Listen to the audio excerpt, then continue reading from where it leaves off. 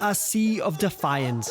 It is the biggest challenge to Narendra Modi since he came to power in 2014. For the thousands here, it is a battle for India's constitution.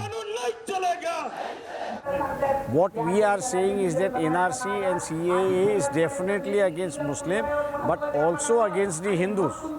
If this is implemented in the rest of the country, 40% of Hindus are going to be affected. For weeks, protests have raged against a law that would grant citizenship to refugees from neighbouring countries, but not Muslims. Some see it as Islamophobic, others are worried it will lead to wide-scale immigration. The backlash has provoked a heavy-handed response. In New Delhi, dozens were arrested for protesting.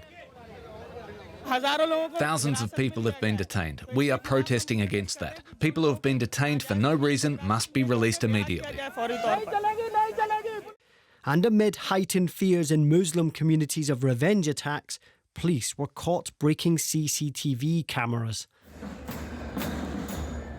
And the government's foot soldiers are out too. The RSS, a militaristic group of Hindu hardliners marching in the capital, beating the drum for Narendra Modi and his nationalist government. Journalists are feeling the heat. A vigil at the Mumbai Press Club. They say they're being targeted by police as they try to cover these tumultuous events. When you actually cut off communication, when you don't allow people to report, when you cut off the internet, you increase rumor mongering, you increase fear, and you increase riots. And this is something which the establishment should understand. India finds itself in a standoff, and so far, no signs of even a flicker of reconciliation. Well, DW's Nimisha Jaiswal is covering this story and joins us now from Delhi. Nimisha, given the massive protests against this new citizenship law, 25 people have been killed. Is the government not considering withdrawing or at least revising it?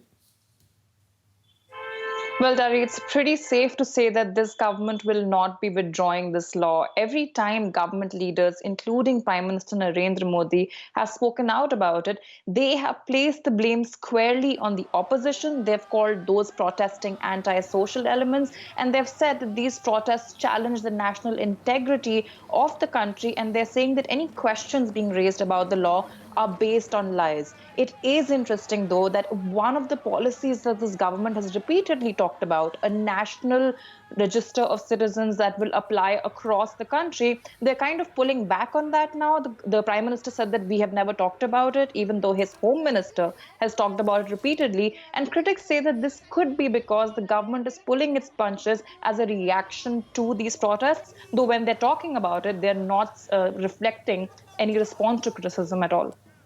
Security forces have been accused of being heavy-handed in their response to the protests. What tactics are the police using to try and get the situation under control?